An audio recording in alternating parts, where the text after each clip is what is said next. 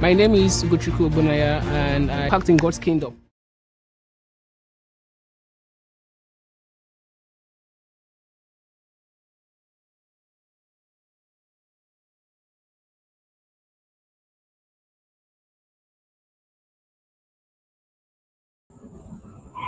Hello, good evening, everyone.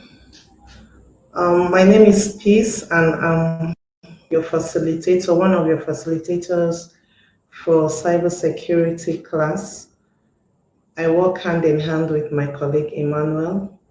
I'm so glad and excited to be on this call. I want to welcome each and every one of you to Digital Skillup Africa, the cybersecurity class. So together we're going to um, do this, and then hopefully we get the best out of all of this. Okay, it's just some minutes to 7. I think we'll have to wait for some other people to come up.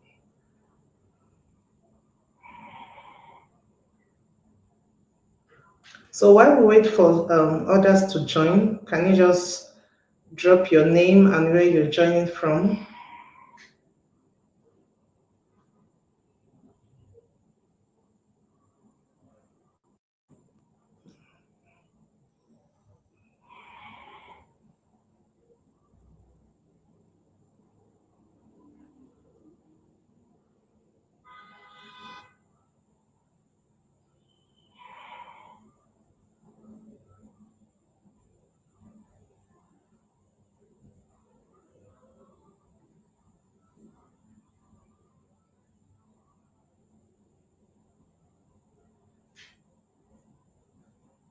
Okay.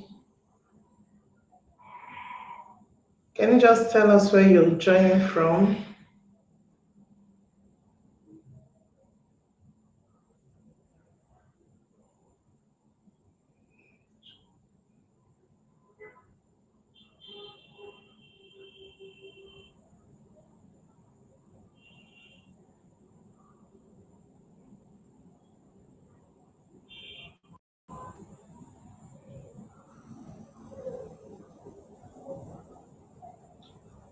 Oh, nice. I can see,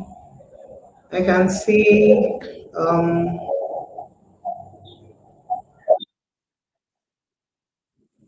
Armstrong. I can also see Tolu from Lagos. I can see Abdul. um, I'm sorry if I don't pronounce your name correctly. I can see Judith from Lagos joining from.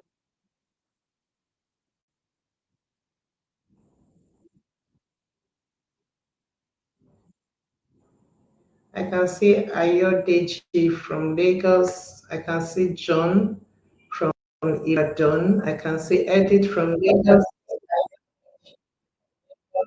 Edith, sorry. Yeah, okay. I can see Oziema from Port.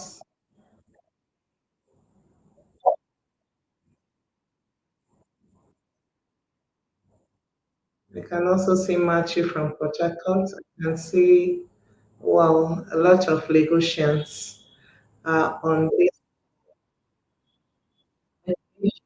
I can,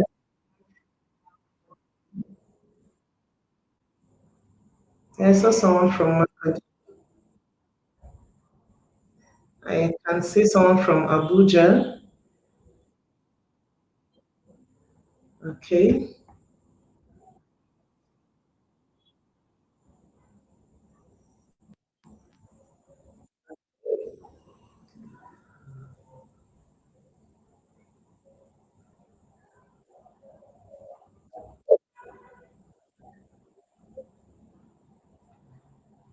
I can also see someone from Oyo State, from Imo State, from Port Harcourt.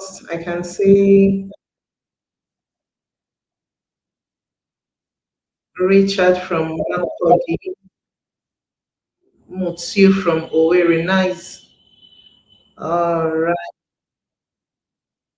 Yeah, Femi from Aja, from Ebony. Yeah, Emmanuel from Kaduna, Joy from Apai.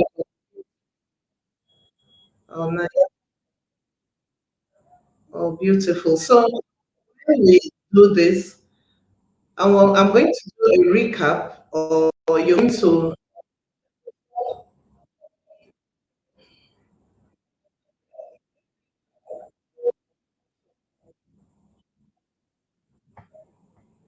go into what you did the last time. Okay. I would want us to drop the last topic that was treated by my colleague. So I would actually know if we picked something, if we really understood what he taught, and if there was something you went home with. Okay.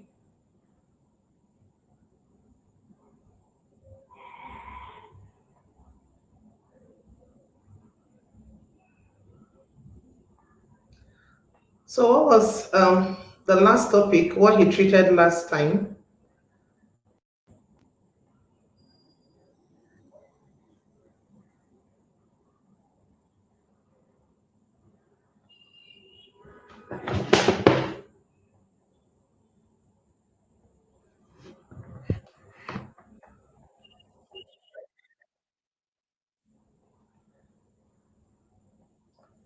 So can I get your response?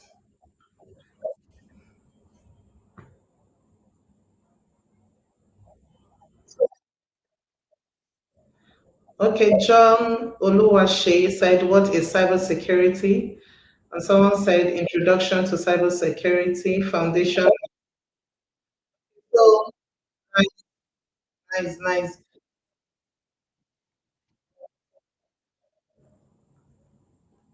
CIA Triad, nice. Okay, can cybersecurity is all about?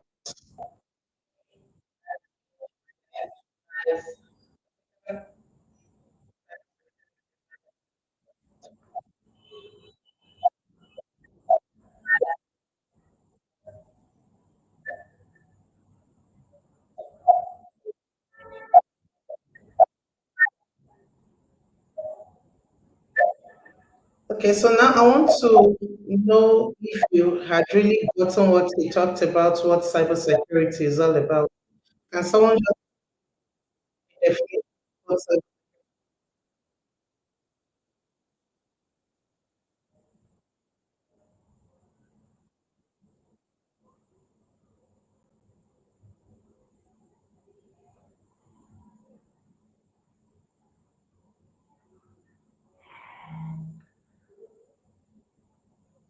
I don't know why.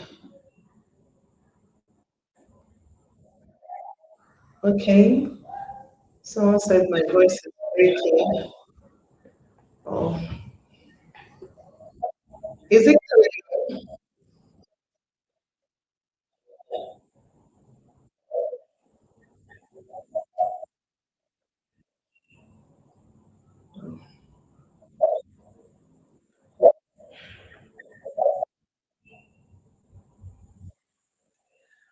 Okay, now can you hear me clearly?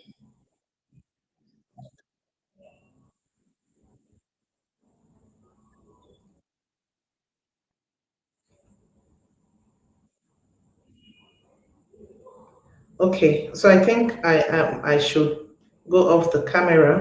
So I think we're going to start immediately. Okay,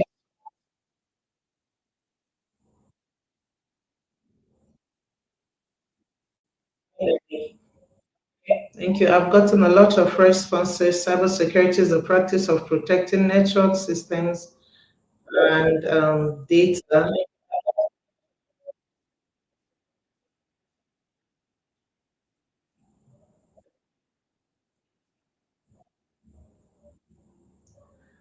Okay, Uncle Sam, is my voice better now? Is the sound better?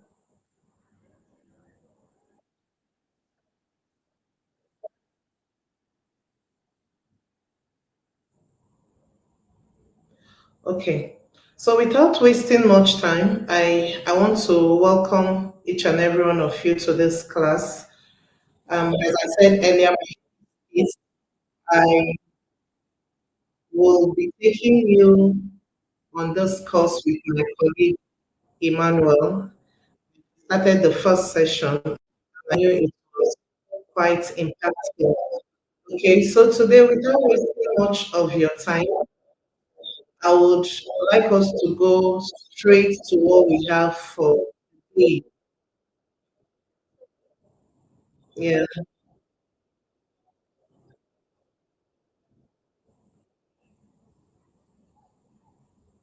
okay,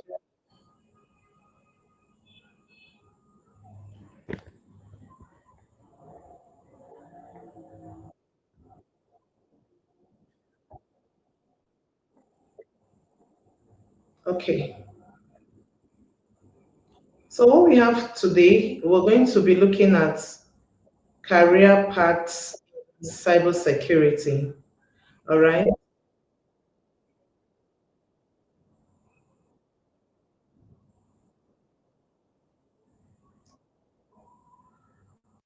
Now we have various career paths in cybersecurity. As I know he had discussed with you in the previous class, he talked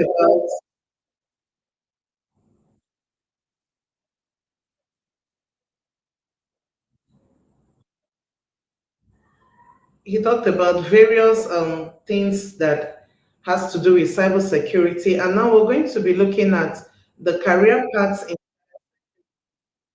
right. So now we have the entry level roles. Under this, we have security analysts. What do they do? The security analyst monitors systems for suspicious activity, investigate, okay? And then we also have incident responder. This must investigate and mitigate security incidents.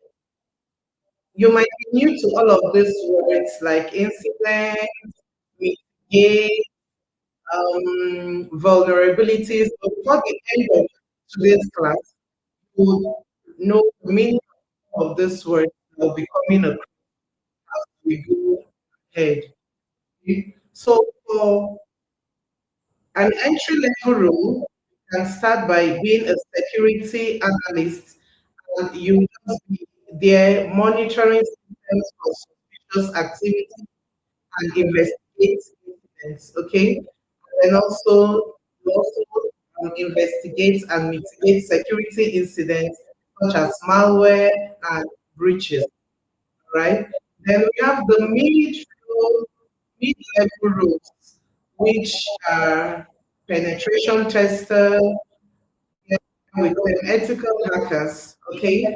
And then here they simulate attacks to find vulnerabilities, and also we have security engineers that design and implement security systems like firewalls, intrusion detection systems, intrusion prevention system. Under the mid-level roles, we also have forensic analysts. I'm sure you must have talked a little about forensic in your last class. Okay?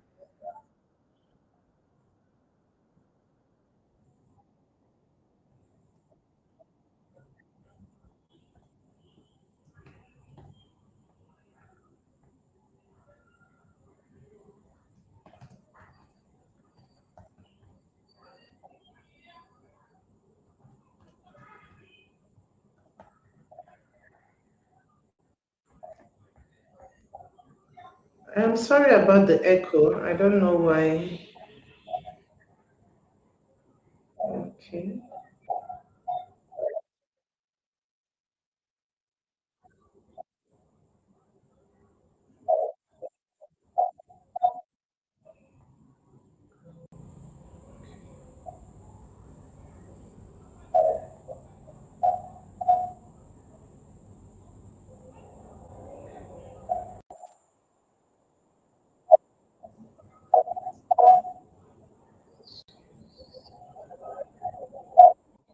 Hi there, my name is Praise Oladipo, and Atamiwa, and I am here live at Future Clan Bootcamp. I signed up for content and copywriting class, and so far it has been so amazing. Believe me, when I say the classes has been so educative, they are so insightful, they are fun, there is just a lot to learn, and the facilitators are so good at coming down to our level. You know, when you actually break things down to an extent that even someone who has no previous knowledge about this thing would actually understand.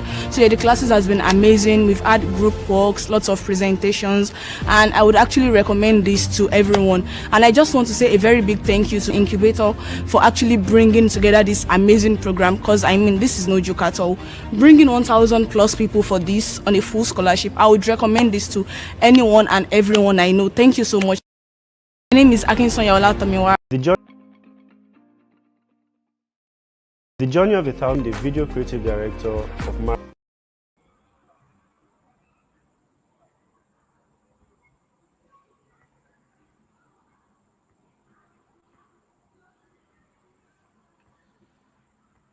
Okay, so can you hear me clearly now? Is it better?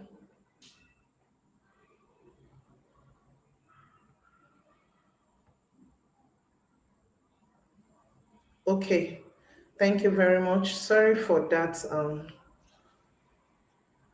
So I was actually talking about career pathways in cybersecurity, and I said we have the entry level roles under which we have security analysts, and what they do is that they monitor systems for suspicious activity and investigate incidents. Okay, and under it also we have incident responder.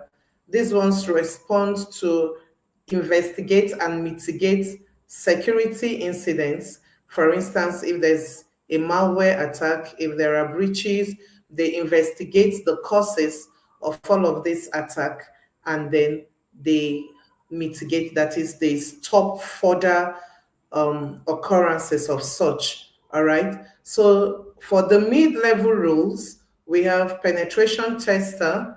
We also have security engineers, right? Under the penetration tester, they are usually called ethical hackers, okay? And what they do is they usually simulate attacks to find vulnerabilities. When we talk about simulating attack, they have this attacker mindsets, all right? They come in as attackers or hackers, and that is why they are called ethical hackers.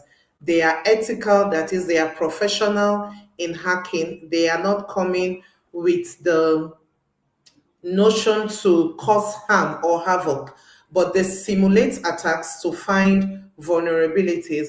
And I also said that all of these words like vulnerabilities, mitigation, zero-day vulnerabilities, vector, some of these terms that we use, I will explain them briefly before the end of this class, so you would get used to some of these words, because we'll be using them often.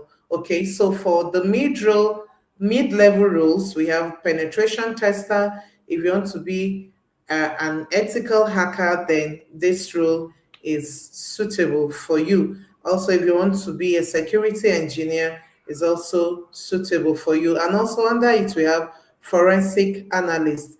They investigate cyber crimes and recover data. All right. So just keep checking and keep following, so you know the ones that are where you really have interests. Okay. And then we also have, after which I would want us to go to domains, areas of cybersecurity. We have areas of cybersecurity. One, we'll be looking at network security. Network security, as the name implies, these rules protect networks from threats like unauthorized access, data breaches, and malware. And there are various tools, or there are different tools for different areas in cybersecurity.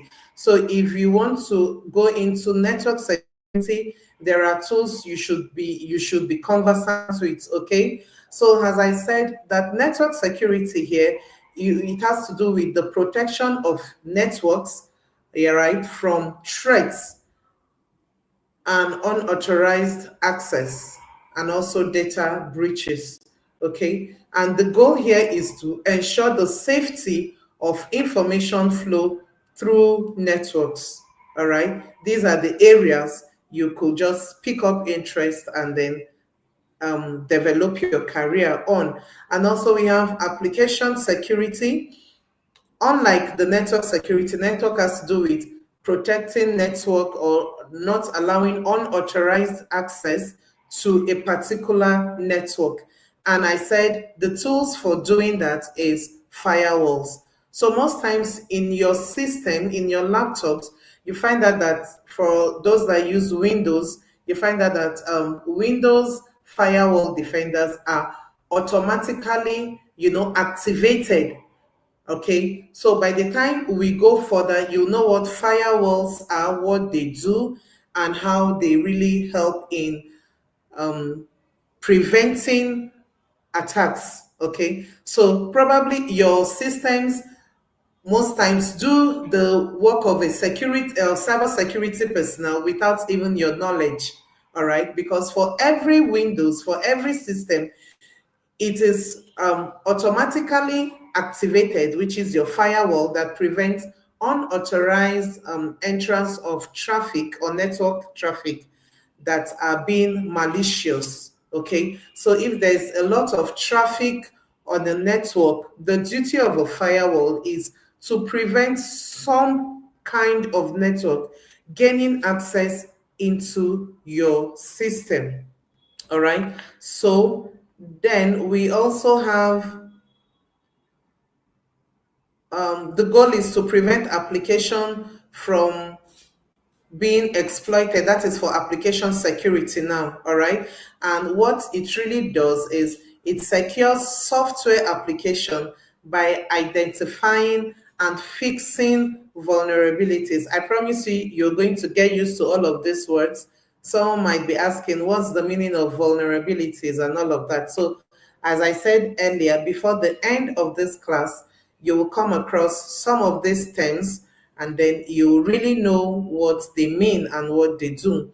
And for application security practices, secure coding, threats modeling, and regular testing. Okay, it has to do with software, securing the software. And we also need to know that every application that runs, for instance, your YouTube, there's a software that you don't see, right? At the back end, there are codes, there are software that are written for you to be able to enjoy what you're enjoying, the user interface you have. There are a lot of codes that are written behind.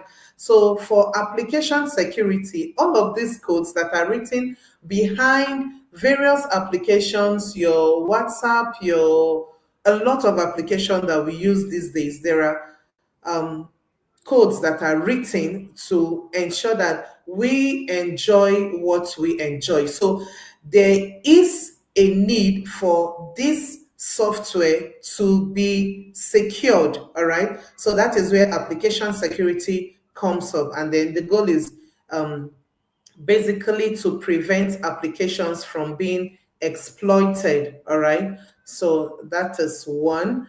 And then we have cloud security, protects data, systems, and application in cloud environment. Of course, if you're conversant with cloud, we're not talking about the cloud in the sky. All right, we know we have providers that we have cloud service providers, like we have the Google, we have Microsoft, we have AWS. All of these are cloud providers that services that provide services for data that are secured in the cloud. So it has to be secured. A lot of things, your OneDrive is in the cloud. A lot of documents are now saved in the cloud, right? So it has to be secured. If your cloud those documents or those data that are being saved in the cloud, if they are not secure, then it means your data or your information are vulnerable to either like doing people can gain access. I mean, people can gain access to your data, people can really toy or play with your data, and even the integrity of the data might be questioned because of the access that people can gain to your data in the cloud. So that is why cloud security also should be in place. And the key concern for this is breaches, access control, and configurations. You don't just go and then gain access or then you have control over. There are things that should be in place before you gain access to your data or your information that's being stored in the cloud. And the goal here is to maintain secure and reliable cloud operations. Okay. Then we also have identity and access management, IAM. All right, identity and access management. Here, it manages user identities and access to resources. All right, if you're working in an organization, mostly they are called role-based access, right? And we also have rule-based access. Okay, so for the role-based access, you are assigned to a particular resource within that network or within a community, within an organization. All right. So how are all of these managed? All right. If you are a manager in an organization, there are some resources you gain access to, okay, then that a desk officer wouldn't have access to. So all of this identity and access management has to be secured, all right? So, and then that is where access and identity and access management comes in. So it manages who gains access to a particular kind of resource. The user identity, is it the right person that is allowed to gain access by entering or supplying their credentials or their identities. Then here, tools that are used are multi-factor authentication, role-based access, single sign-on, and then the goal here is to ensure that only authorized users access critical systems. Okay, let me talk a little about multi-factor authentication in identity and access management. For instance, now let me use the common application we all are conversant with, which is the WhatsApp. All right. So at a point you'll be asked to, or if you have not activated your two-factor authentication or two-step verification, so that's for WhatsApp, you'll be asked to do that. What is the reason for that? The reason is to make sure that you are the rightful owner of that WhatsApp account and that you are allowed to gain access to your app. Okay, so that is why people are advised to activate the two-step verification or all of that, so that you have to put in a PIN, right, showing that yes, it is the rightful owner of that application that wants to gain access. All right, and it is not only in WhatsApp. If you're using your email, it is also good to have a multi-factor authentication, whereby if you want to sign into your email address, there must be another device that will authorize your signing in. For instance, if you want to gain access to your email, for instance, you're using, let me say, Microsoft. I'm not in any way advertising for any product, but I'm using Microsoft. If you're using Microsoft Authenticator, right, and then you link it to your email address, it means whenever you want to gain access to that particular email, you have to go through your authenticator, okay? There must be a kind of process of you entering either a code that will be sent, or using your fingerprints or your facial or a facial recognition or a PIN, provided you enter in, or you provide an extra means of identifying yourself that you are indeed the owner of either the email address or the application or whatever um, system you want to gain access to. All right. So this one particularly will be very difficult for someone that does not have access to gain access. All right. So if you don't supply a particular maybe code, right? If you don't supply a particular code or a particular number, you won't be able to gain access to either your app or even your email. All right. So this one should be very, very important for all of us. All right. Then we also have disaster recovery and business continuity. At this point, organizations are prepared for the unseen. Okay. In as much as we talk about cybersecurity, there is no system that is 100% safe. I need you to know that, okay? There is no system that is 100% safe or secured. There must be vulnerabilities here and there, and then there are chances that may just come up that an organization can be attacked. So at this point, when your organization is attacked, what do? You have to prepare organizations for unexpected events like cyber attacks or even natural disaster. So there are people that are professionals in doing that, and their key actions here is they develop plans to restore operations and minimize downtime. Okay, downtime means when your system is attacked or when a network is attacked, it doesn't completely mean that the whole world will have to be on hold for probably your organization to come up with. It has to always be on the plan that these things might happen at any time and from any angle. So all of these are also parts of security measures that should be put in place. And the goal is to enable organizations to continue functioning during crisis. As I earlier said, it isn't when you have problems with your network or when your network is attacked that everything is grinded. That is, if you're dealing with customers, if you're dealing with clients, everyone has to be on hold because you have this disaster recovery and business continuity helps organizations to continue even as they fix their crisis behind the scene. Okay, so this is it. I want to quickly go back and then I'll do a quick recap on what I just talked about, because I'll be asking some questions about what I said, all right?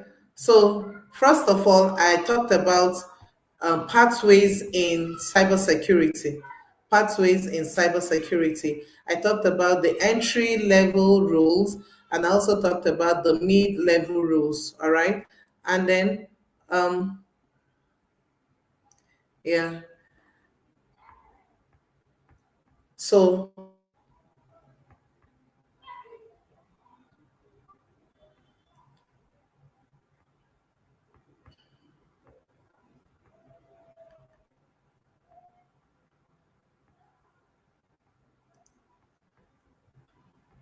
okay, I talked about the entry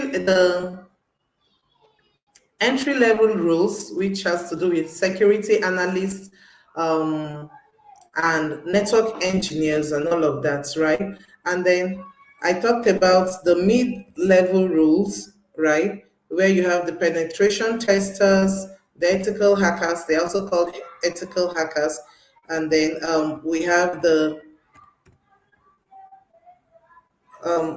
please, from the back, can you help with my slide?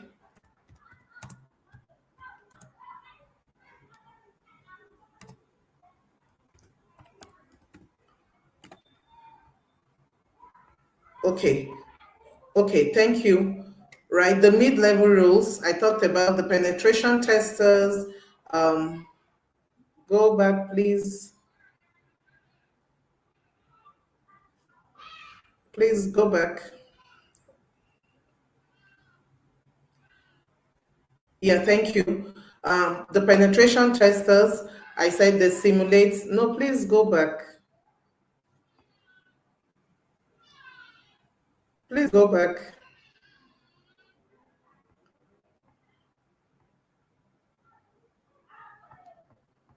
Please, can you go back?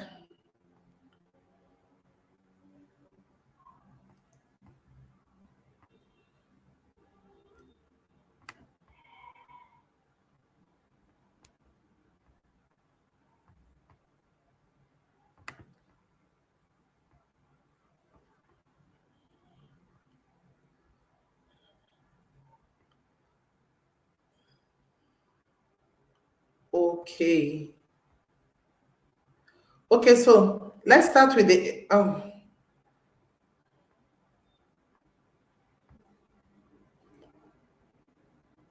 okay, the mid-level roles, we have the penetration testers, we have the security engineers, they design and implement, we have forensic analysts.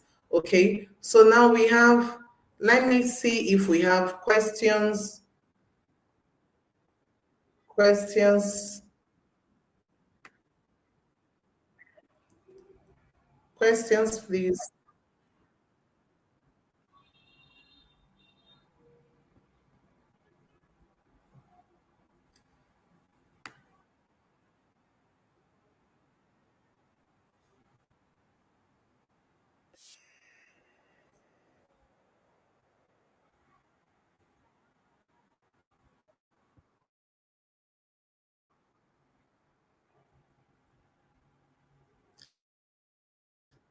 Okay, any question?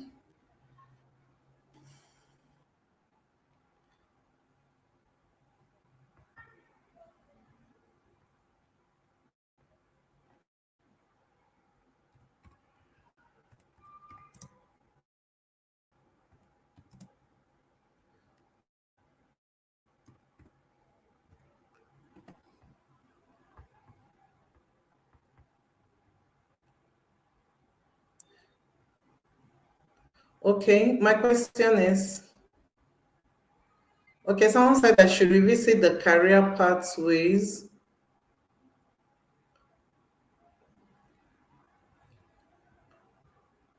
Okay, someone was asking, okay, CEH means, stands for Certified Ethical Hacker. It's a kind of certification you have to obtain before you can be called a certified, yeah, ethical hacker. And also OSCP is also a kind of certification you can take to become a certified hacker. All right. Um, okay, someone said, what's the meaning of IDS? IDS means intrusion detection system.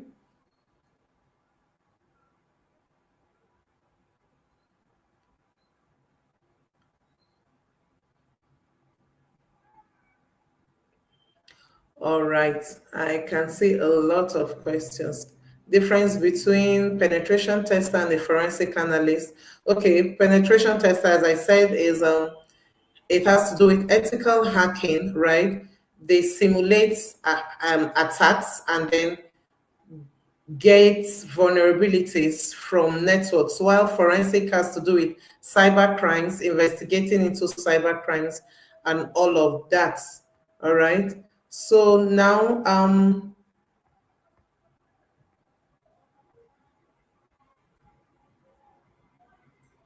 areas of cybersecurity.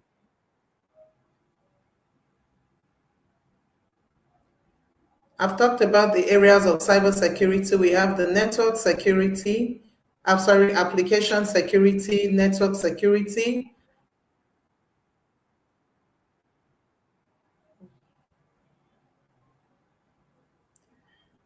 I've done that already. I've revisited that already. Network is bad. Jesus. We have cloud security. We have identity and access.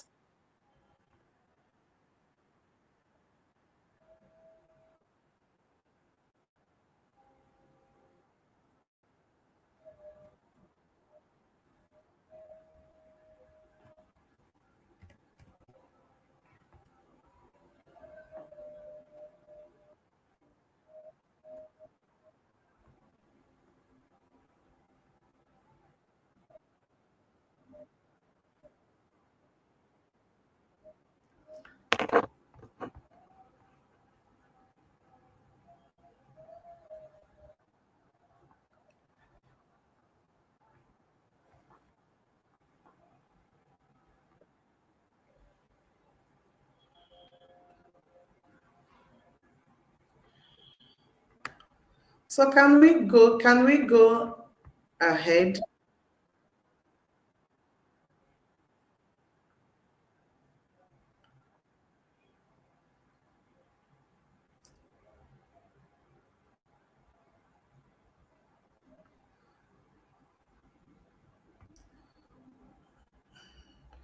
Okay, now let's take our icebreaker session. Okay, let's go into our icebreaker session. From all of this I've said,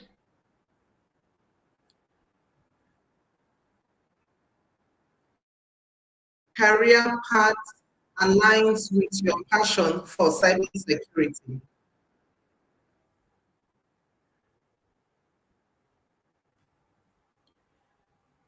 I have two questions for our icebreaker session. One is, which career path aligns with your passion for cybersecurity? I want to see your response on the comment section.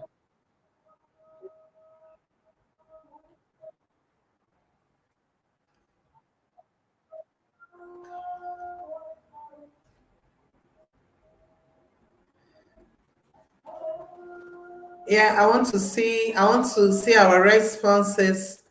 Which career path aligns with your passion for cybersecurity? Okay, someone said ethical and forensic. Someone said or mid-level.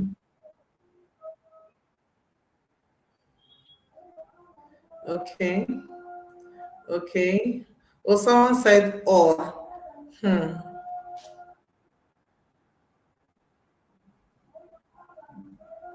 Wow. All right. Okay. So my second question, goes this way. If you could ethically hack for a day, what would you attempt to hack and why? Yeah, some people have really bad intentions about hacking.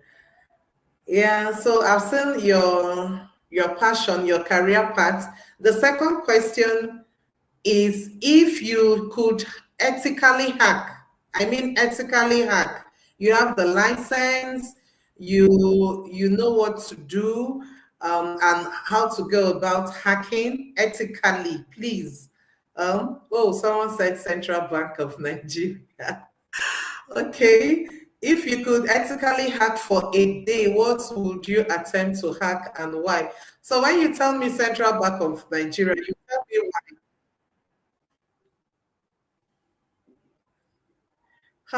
CBN, National Grid. Someone said the Nigerian government website. Oh God. Someone said oil and gas. Penetration hacker, my bank. Oh, nice. I like to protect with defensive.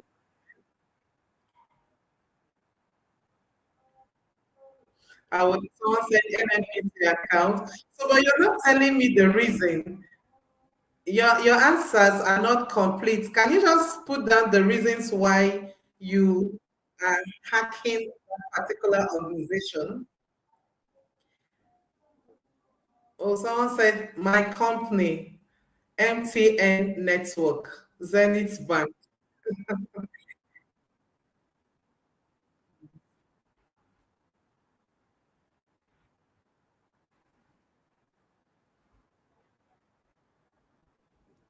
Someone said Tinubu account details. Wow, interesting. Fidelity Bank. So I'm not seeing your reasons. Remember, you're hacking ethically, right? So you're being given the authorization to go into their network or into their cyberspace. All right.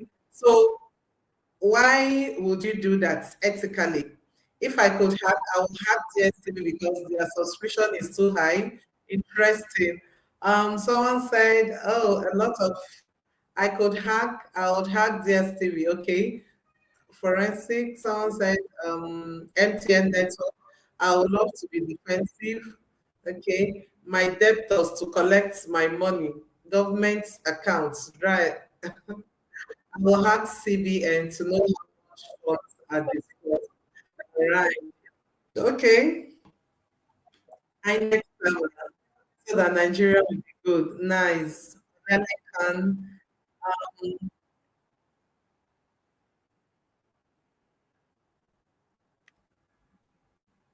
Someone said I will hack into the federal government to find vulnerabilities. Nice. MTN and give free data for all. All right. Someone said Akinwale said I'll hack Microsoft. Interesting. Oh. Hmm.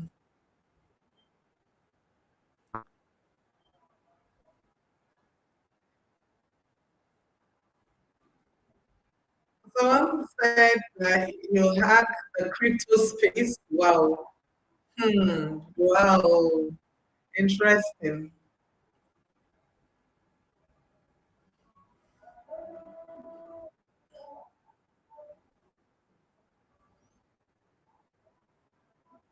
I'm reading a lot of responses. So does it mean we are all in this class for um another motive? Like I don't want to call it ulterior motive. I don't understand. Like what's happening?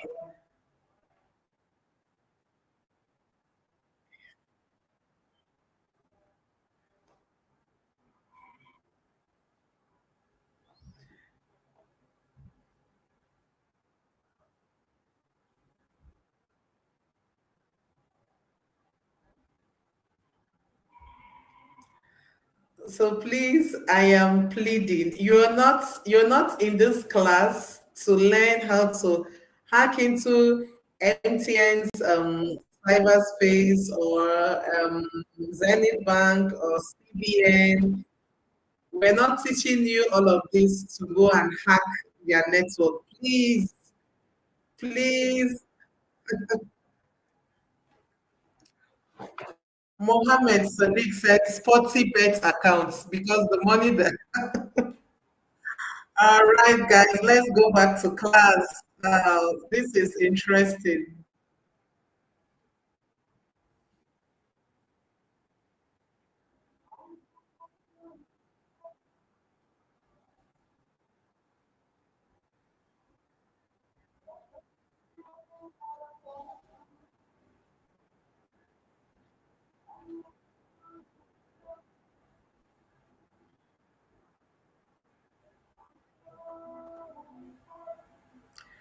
All right, this is interesting. I believe it is just by the way. Yeah, I hope so. I believe so. So, for all of you that want to really know how to hack into networks, make sure you don't miss any of our classes, all right? Okay, so in fact, this is an eye opener. Okay, this is really an eye opener. I have really seen my kind of students right? I've really seen my kind of students, so I should be very careful.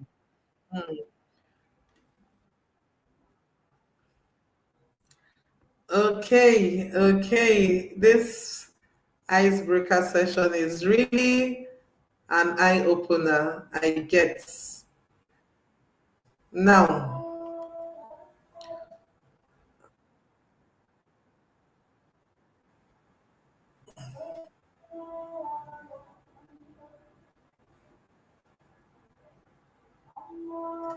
okay, someone asked a very important question. Does the different roles all have to do with coding? Not at all. Not at all. No, no, no, no. Adeshegun said they are only kidding.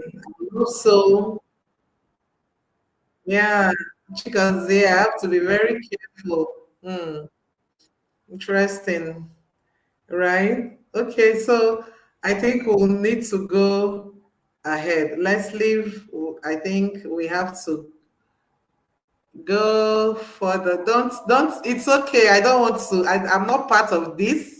It's fine. I've seen your motives, I've seen your intentions for attending this class. All right. So let's go back to business. Now we have cybersecurity operations team.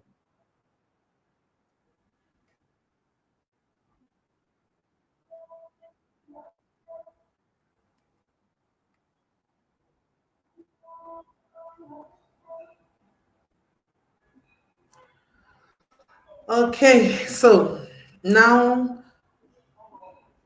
we are going to go into cybersecurity operations teams, right?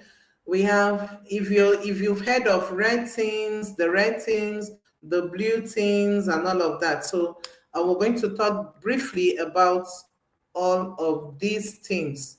Okay, so the red team, what do they actually do?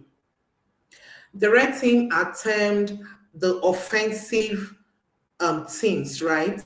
And their objective, basically, they emulate real world attackers to identify vulnerabilities in a system or organization.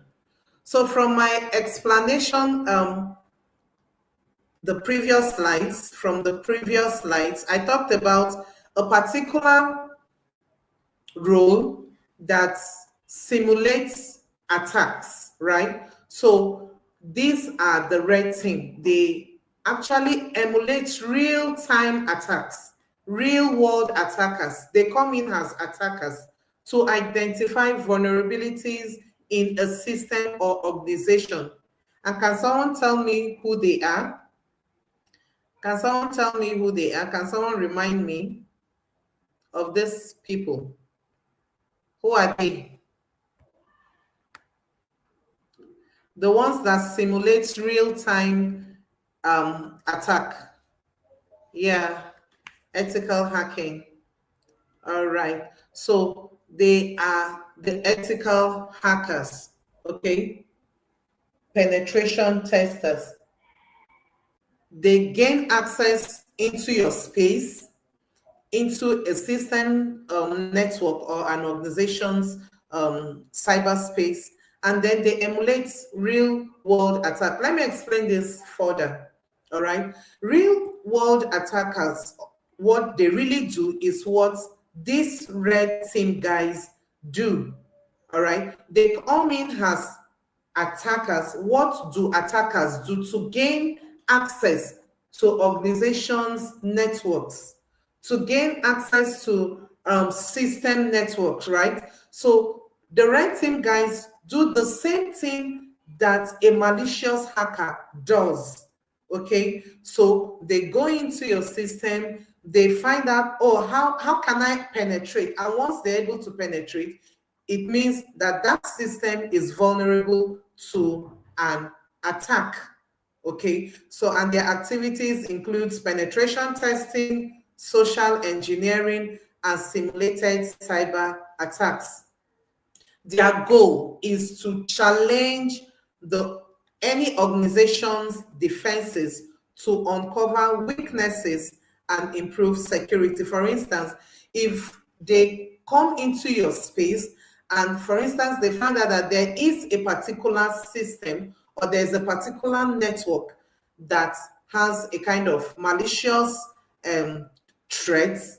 Okay, they'll say, okay, let's try social engineering by trying to woo someone into, gaining access to that particular network and then doing whatever they want to do. And their goal is, why they are called ethical hackers is because they are ethical. They are not coming with the mindset of destroying that organization. They are actually coming to check the organization's network defenses, how strong or weak they are. And once they find out what the vulnerability is all about, they will talk about improving the security of the network. Okay, and their key traits is creative, they are strategic, and attacker minded. So for all of this, my friends that want to go and attack CBN, and those that want to attack MTN, and those that want to hack into Zenith, Fidelity, all of the banks, I think you should channel your energy into becoming a red team guy. Okay. Right, so since you have the energy to hack, then we have the blue team. They are called the defensive kind of cybersecurity personnel, right? And their objective is to protect, to monitor and defend systems and network from attacks. Okay, what they do when a system is ready for use, okay, they make sure that there is the measures that protect that system are put in place. All of the measures humanly possible at that particular time are put in place, like building a wall, right? Building a wall around a system and making sure that there are no attacks coming from any angle. So they are defensive, just as the name implies. These are defensive team. They are called the blue team, all right? And then the activities include implementing security controls, monitoring for threats, and responding to incidents, okay? Their goal is to detect and mitigate attacks, continuously strengthening defenses. So they are always looking out for, okay, what's the weakness and how do we prevent attackers from coming in, all right? Then their key traits is they are analytical, they must be vigilant and responsive. So their response must be swift, okay? It is not when an attack has happened that they must respond swiftly to any incident of an attack on any network or a system. And then we have the white team, okay? Theirs is observational and management. So for those that are talking about the GRC, right, they fall in here. Their objective is to oversee and facilitate the activities of both the red and the blue teams during testing scenarios. They set the rules of engagement, ensure fair play, and evaluate the results of the tests. Okay, and their goal is to provide an unbiased perspective and ensures testing aligns with objective. You don't go into where you're not asked to go. You don't gain access into where you're not asked to, right? So these things are being monitored. All right. So, and then their key trait is they are neutral, organized, and evaluative. I have some little kind of assignment here. I said research on any other team if there is. You're going to come up with your answers by tomorrow. If there are any other team apart from the red team, the blue team, and the white team. If you have any other team, you drop it on the comment section when we come for tomorrow's class. Okay, now we are going to look at cybersecurity versus information security versus IT security. Three forms of security. One is the cybersecurity, the second is the information security, and the third is the IT security. Are there any difference amongst these three? Are they the same thing? Are they doing the same thing? Is there something one is doing and the other is not doing? All right. So one is the cybersecurity. We all know is the protection of digital assets and information within our cyberspace. And their scope is within networks, computer systems, mobile devices, software applications, and data from online threats. If there's no online, then it means the cyber security is not welcomed, right? So if you're not online, probably you wouldn't be talking about cybersecurity. And what is their focus? Preventing, detecting, and responding to cyber attacks. The key aspect of this is threat intelligence, intrusion detection and prevention, incident responses, vulnerability management. All right. And then the relationship is, I'm coming to that. Then for the information security, what is information security? Short form is InfoSec. Most times we see InfoSec. So it means information security. All right. So now the practice of protecting all forms of information regardless of its format, be it digital or physical. Okay. So a form of protecting both your physical information or your digital information is what we call information security. So if you have a hard copy of something, or maybe a physical, your credit card, which could be physical as well, and also digital. So it contains some very sensitive information. You are expected to secure it. So it's part of information security. And then the focus is maintaining the confidentiality, integrity, and availability of information. My colleague talked about the CIA Triad, which is confidentiality, integrity, and then availability. All right. Then the key aspect is policies and procedures, risk management, employee training, physical security measures. All of these measures are put in place to secure our information. All right. Nice. Then here we have IT security. What is IT? Information security. Information security has to do with the protection of information technology assets. All right. And it has to, the scope covers computer systems, your networks, hardware, software, and digital data. All right. So when you see, for instance, our internet providers, our ISPs going around checking their masts, all of these are form of IT security. They are not just protecting what we cannot see.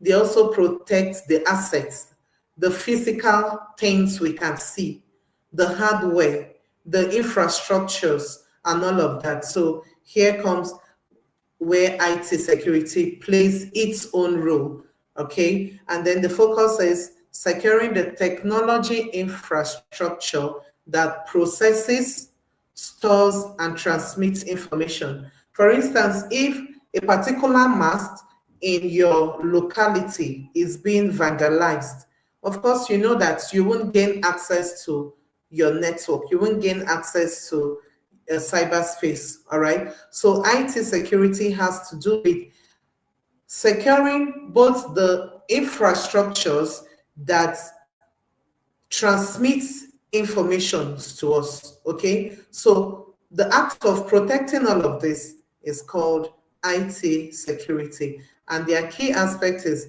the protect networks, systems, and data protection in digital form, all right? Okay, so any question on this? Oh, someone has given me the answer to my question, my previous question. It says the purple team. I would love you to explain what they do or tell us what they do. Yes, someone said if you're having access, yeah, he asked, yeah, you're having access to the material, the course material. Okay. Black team, cloud security. So can I just drop a question at this point? What is the difference between red team and the white hat team? The red team and the white hat team.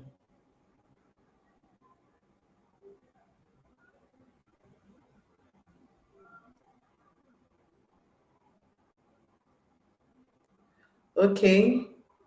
Someone said purple team is the mixture of red and blue team. They do both. Nice. Thank you very much. So my question is, the red team, are they also called the white hats? For those that are familiar with hacking.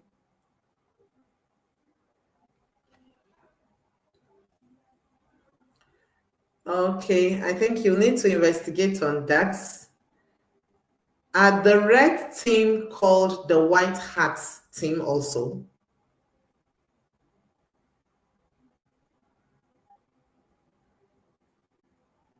Yeah, red team deal with the offensive. Yes, there are differences between information and IT security, infotech. As I said, IT security has to do with not just securing our information digitally, it also has to do with securing the infrastructure that transmits those information. Okay. Okay, Oluwa, Temitope said yes. Someone said no, they aren't. Fulani, no. Okay. No, my question is, okay, we have the red team, sorry, and then the white hats. There are some people we call the white hats and the red hats. So white hat and red hat, the white hats, are they for the how do I put it, the red team? The white hats, are they for the red team or are they for the white team? The blue team, sorry. Black hats or darknets? White hats, white team and neutral. Okay. Yeah, we have the white hats, we have the gray hats, and we have the red hats, right?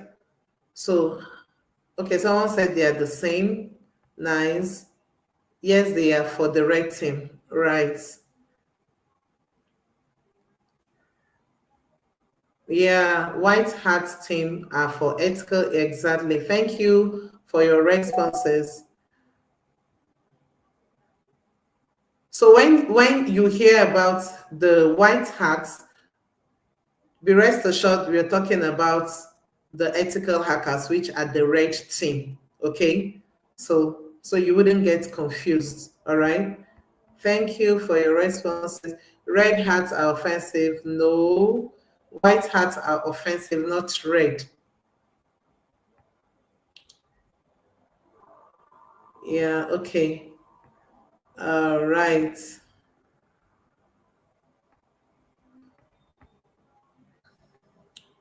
Okay, now so let's look at basic cybersecurity terminology and their meanings.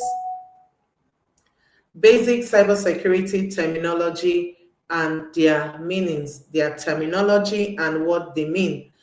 We've been talking about vulnerability. Vulnerability. Some people don't really know what vulnerability is.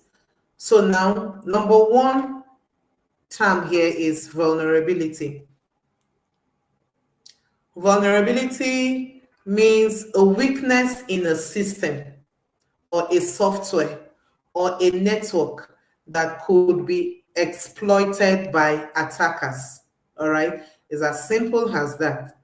There is a weakness in a system, and that weakness can be a gateway for an attack or for an attacker to hack into a network. All right, so once there's a weakness in a system, we say that such system is vulnerable to an attack, or there is a vulnerability in that system or in that network. All right, okay, then threats.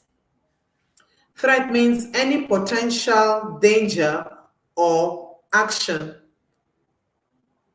Okay. Okay, I think we'll go for a break now, and then when we come back, we'll continue with this. We'll be right back shortly.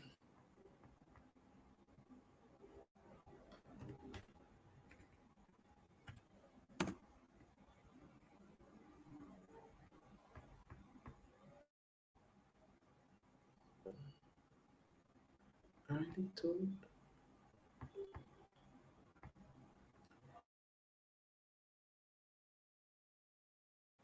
Okay, let's go ahead. Let's go ahead. All right, I talked about vulnerability, I've talked about threats, and then now exploits.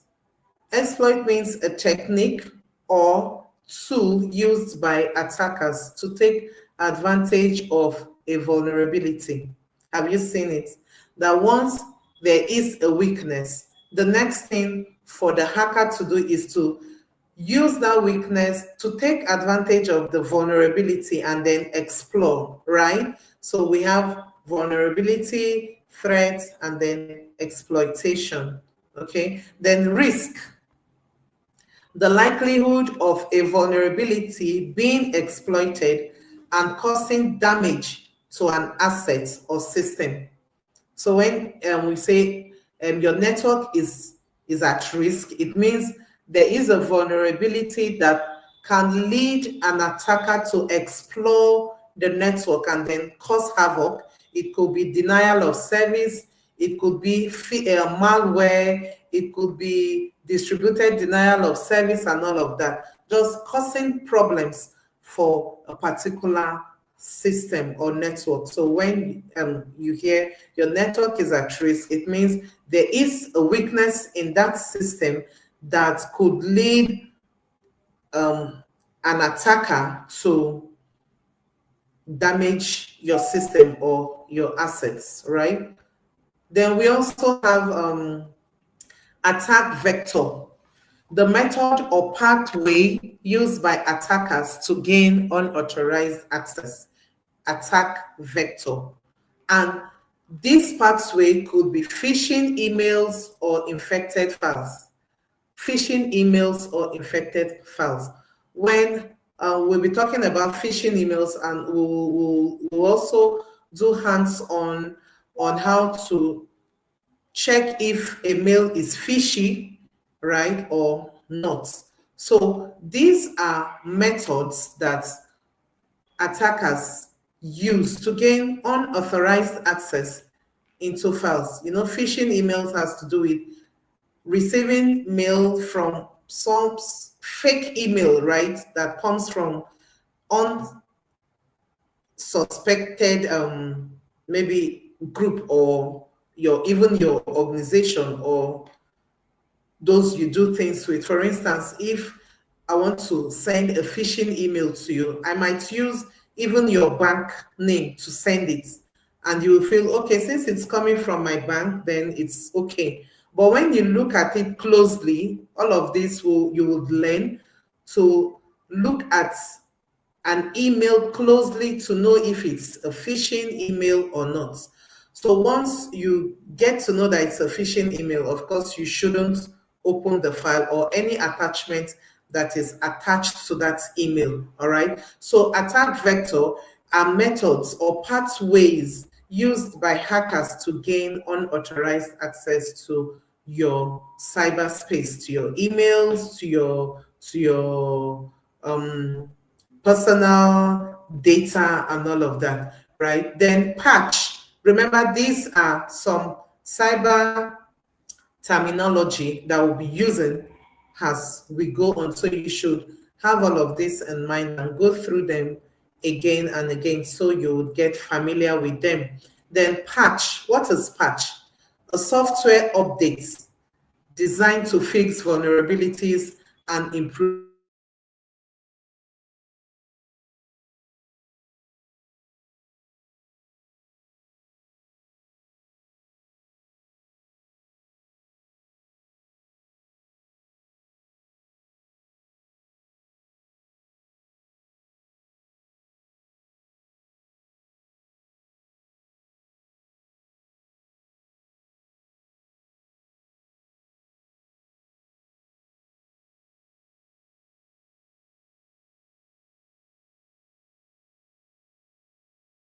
software, updating software, because at any point a software is being updated, it means there is a vulnerability that has been traced.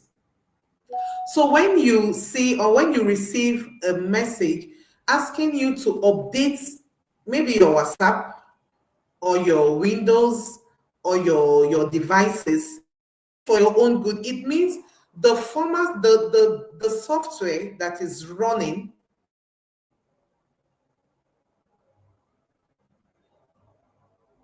okay, it means the software you've been using or you're using to run that particular device, that a vulnerability has been, detected. And for that vulnerability to be fixed, it means there is an update on that software. So please don't ignore software updates on your phones, on your devices, on your systems, okay? Once you see an update, it means there is a vulnerability. That is, something is actually wrong. There is a weakness in the previous or in the software that has been updated, all right? So it's a form of improving security. So most times, if you don't update your devices or you don't update your app or the software, as the case may be, you find that you're prone to all of these attacks, okay? So from your provider's end, there are always times that they ask users to update their devices. And remember, I said it is to fix vulnerability. And also, you should also have in mind what vulnerability is: weaknesses that are found either in a network or in a software, right? Then firewall, a security tool that monitors and filters network traffic to block unauthorized access. As we go further, you understand this particular concept clearly, this firewall, all right? You understand better. Then the last one here is, before we go for our break, zero-day vulnerability. Zero-day vulnerability. It is a security flaw that is unknown to the vendor and exploited by even users, not just attackers, before it can be patched. That is, before there is an update. So I want to ask a question. If you're in Nigeria, some years back, I wouldn't mention the name of the service provider, right? That had this kind of issue, a zero-day vulnerability. And it happened that you can you can reuse your pin to recharge. Okay, I don't know if you guys experienced it. If you're Nigeria, there was something that happened some years back, and then it was everywhere.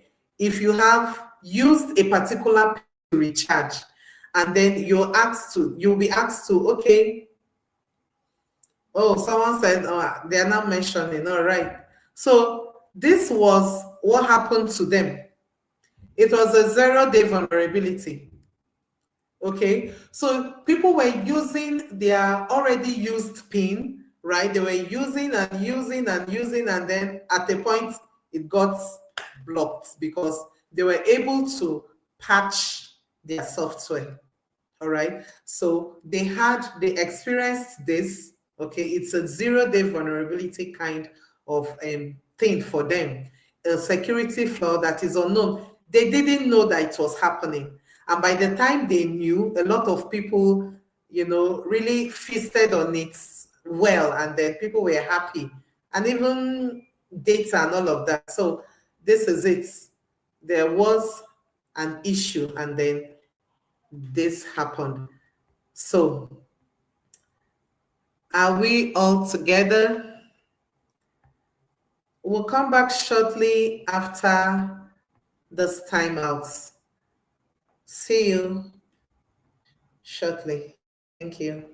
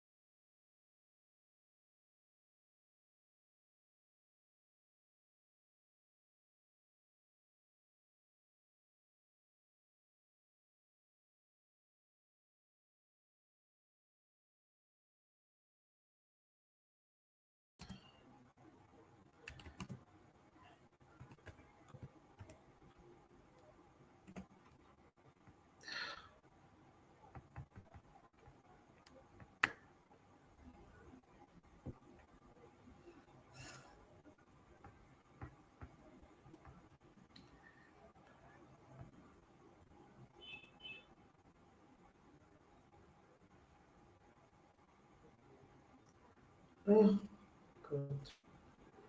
Please get me back on stage now.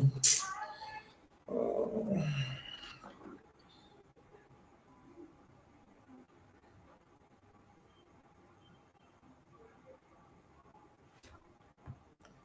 get me back. Get me back. Get me back.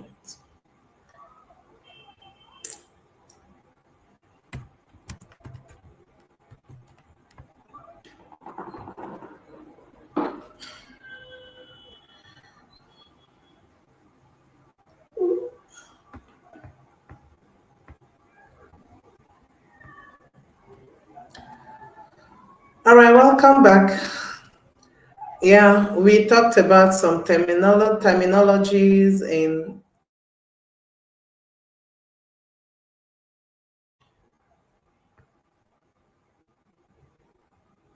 We talked about the basic cybersecurity terminology and their meanings. We talked about vulnerability, which I said is a weakness in a system, software, or network that could be exploited by attackers. Then threats, any potential danger or action that could exploit a vulnerability to cause harm. Okay. Then risk, exploits, a technique or tool used by hackers to take advantage of a vulnerability. Then we have risk. It is the likelihood of a vulnerability being exploited and using and causing damage to an asset or system. And then we talked about attack vector, the method or pathway which are usually used by attackers to gain unauthorized access. And we talked about phishing. Then I talked about patch, a software designed to fix vulnerabilities and improve security. Then firewalls, and then the zero-day vulnerability, which I talked about, that we had an incident here over in Nigeria where a particular network provider had this issue. There was a vulnerability in their software or their system, as the case may be. And then this time around, all of us were attackers that very moment. We attacked the system, and then a lot of credit card were just given out like that before it was patched. So here there was a vulnerability before patching was carried out. All right. So, and then we have roles, the role of people, process, and technology in cybersecurity. PPT model also applies in cybersecurity. Cybersecurity isn't just about tools, all right? The tools are handled by humans, okay? They are handled by people, all right? So here we have the PPT models in relation to cybersecurity. One, people, all right? It is a triangle. PPT is a triangle. We have people, process, and then technology.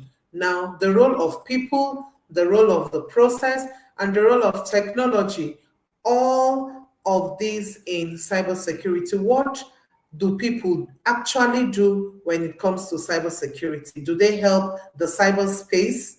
Right? What do they do? Let's see what they do. The role of people in cybersecurity. One, awareness, educating employees or even you as a student. Education cannot be overemphasized, right? About common cyber threats like phishing and social engineering. Okay, and then expertise, training skilled cybersecurity professionals to handle incidents and manage systems. People need to be trained, just as you have opted for this option in the DSA program. You opted for cybersecurity because you need to be trained. You need to know, how do these guys gain access? What do I see on my system, on a network, that should be a red flag? Okay, so these are part of the awareness we create, because this, of course, we should know that every day evolving IT technology comes up, and then the way they are coming up, that is the way cybersecurity also have to be on their watch. The security personnel also have to be on their watch. All right. So awareness, educating people, you learning new technologies. What are the things I should see? What are the signs I should see on my email, on my phones? What do I do when I see such things? So creating awareness is very important. Then accountability, encouraging everyone in an organization to follow security policies and protocols. When you work with an organization and then you are being educated, you're being enlightened about their networks, right? Probably based on your role in that organization, you are expected to stick to those security policies or rules that you were taught talked to about, right? If you see such signs, you're not supposed to act otherwise. So these are the rules, what you should do as a human in terms of having all of these models put in place to make sure we have a more secure system. Then process, the role of process in cybersecurity. Incident response plan, establishing clear steps to detect, respond to, and recover from cyber attacks. These are processes, okay? When clear steps are established to detect, as I said earlier, when you're being educated, when you're being enlightened about a particular scenario or a particular act on your system, on your network, it should be very clear that, okay, when I see something like this, I know that this might probably be an attacker trying to gain access, okay? So all of these are process. Putting all process in place, establishing clear steps to detect. You have to know that there's a process for you to detect. You don't just see something and then you come up and say, you raise false alarm. There's something we call false alarm, right? You raise false alarm about whatever, and then at the end of the day, it is not what you think it is. All right. And then access control policies, all of these are processes, audits and monitoring, regularly reviewing security practices to identify and address vulnerabilities. This is very, very important. This is very, very important. Organizations don't play with audits and monitoring at all. It is very, very important, okay? Then we have the technology. The role of technology in cybersecurity, of course, it cannot be overemphasized. All of these are based on technology that are being put in place to make sure that our cyberspace is adequately secured to the best of one's ability. Okay, as I earlier said, there is no network that is 100% secured. Please bear it in mind.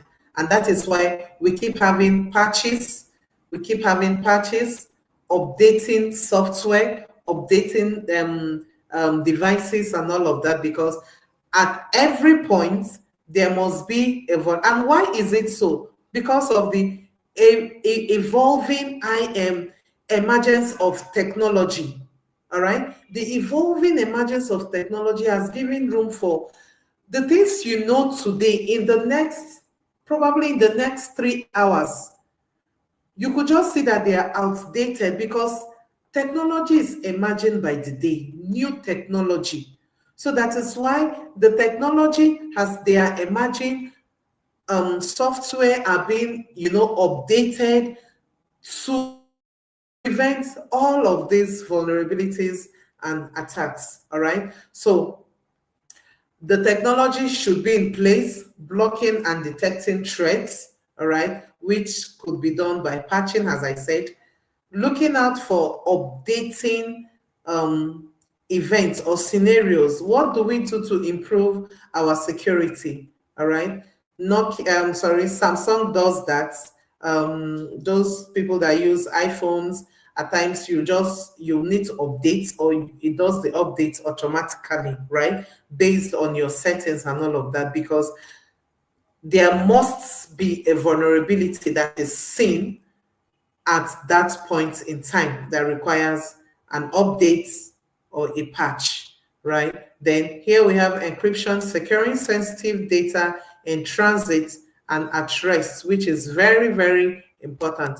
All of this we'll look at as we proceed in our classes. All right, so we have basic cyber hygiene and best practices. So not only personal hygiene, we also have cyber hygiene, okay? We have cyber hygiene. Now, one is use of strong, unique passwords. Use of strong, unique passwords. Let me take a break and ask these questions. Which password do you usually use? And why do you use such passwords? Yeah, I need your comments. I need response to this answer, to this question, sorry. Oh, no sound.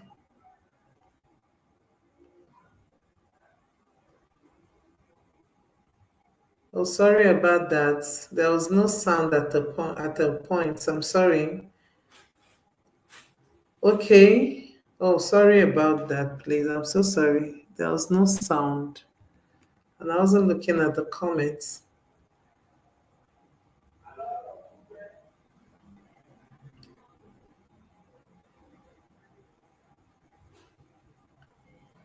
Oh, sorry about that. Okay. We are talking about cyber hygiene, okay? Most times we use passwords that probably because you can just remember, and then you usually use those passwords. Why do you use such passwords? Someone said name. You use your name as your password. Wow.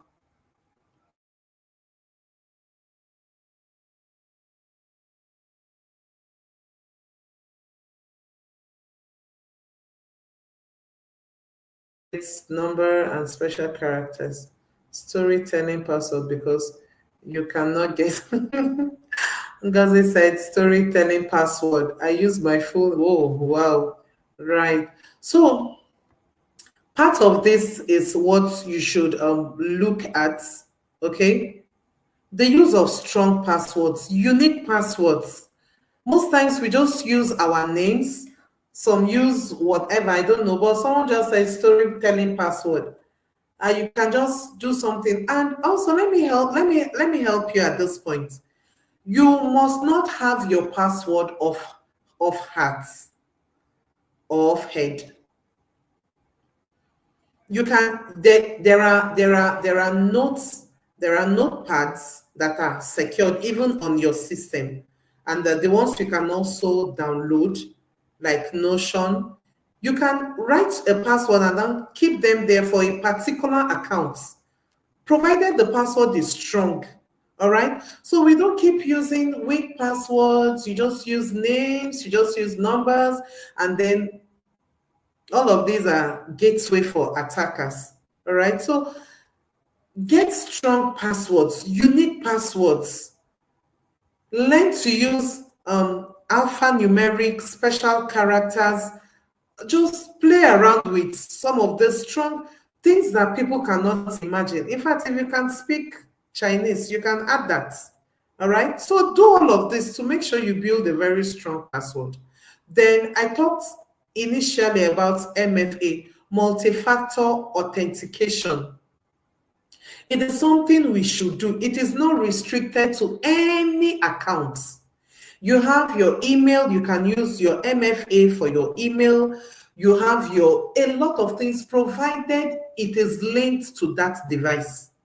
So these are basic cyber hygiene and best practices, because hackers are everywhere, they are all over and all of that. So you should learn how to use strong and unique passwords, get a multi-factor authenticator, There are a lot of them, right? You can search for and then link your account to your multi-factor authenticator so that whenever you want to gain access, right? Whenever you want to gain access to a particular account, you must authorize it from your MFA, from a multi-factor authenticator.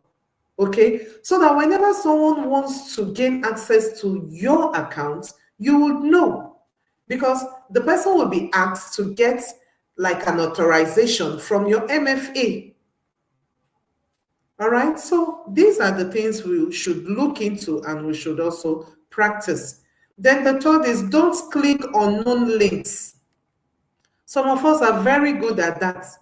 And you have won 5 million naira. I don't know how, but you'll be asked to and click on this to provide your, and some people in their naive states will just do that. And then they click on links and then a whole lot is being taken from them. All right. So don't click on known links. Don't click on them. Either when you're browsing, if you're surfing the internet and something pops up, and then you're being redirected, click on this, click on that. These are just ways of trying to hack into your space. Then keep software updated. I talked about it. Patching. That's patching. Updating your software, updating your devices. We can't just stop talking about this. Updating your software, updating your devices. If there's an update on your device, please do the updates. Don't say, oh, later, I'll do it later. If there's an update on a software you're working with, do the update. Just do your updates, all right? So that there will be a close-up of whatever vulnerability that might be detected before that update. Then log devices when unattended to. Some of you, your Facebook is, you don't log out. You go to an account, you don't log out. You just sign in and you forget to sign out. Right? You sign in, but you don't know how to, and then you make your devices vulnerable for these attackers to feast on. So whenever you're not using a particular device or you're not using a particular account, you are advised to either log out or lock the particular device if you are not attending to it. All right. So at this point,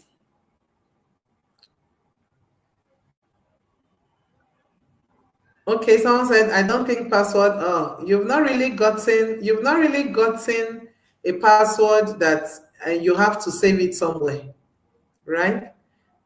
Oh, someone said Temu. I use symbols. Temu people are here. Okay. Make sure they take notes. All right.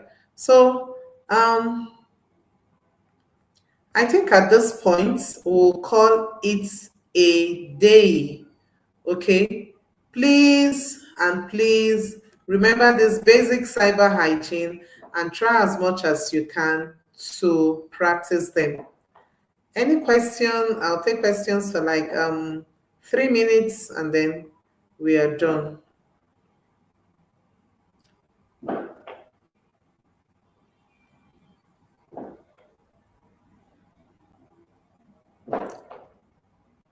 Oh, someone said, is it advisable to rely on password generator? No. You're advised to create your own password yourself. All right? How can we verify if a link is authentic and safe? Don't worry, we are going into that. Bobo, European Bobo, we are coming to that bit by bit. Okay. All right. Do we have to start from the entry level or, okay, what we are doing here is we want to expose you to cybersecurity as a course. Then in the course of this, you would pick up your interest and then develop that role yourself, okay? How can I get MFA? Or you could just download it on your phone, right?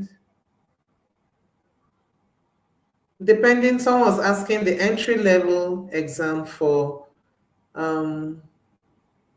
okay, certification, depending on what you want to. It is dependent on your, what is the entry level exam for cybersecurity? I said it's depending on what you want.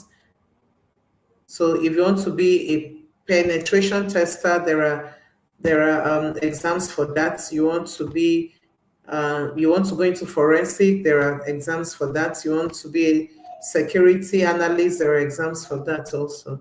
There are certifications for that. Okay, someone said Google MFA is one of the best. Well, all right. How can I turn on MFA? Thanks for the class, mom. All right. I think at this point, I'll call it a day. I'm wrapping up. Thank you for listening. Thank you for your attention and your participation in today's class. I'll see you tomorrow. Do have a Hi there, pleasant my name night is Praise rest. Oladipo See and you I'm tomorrow. Incubator.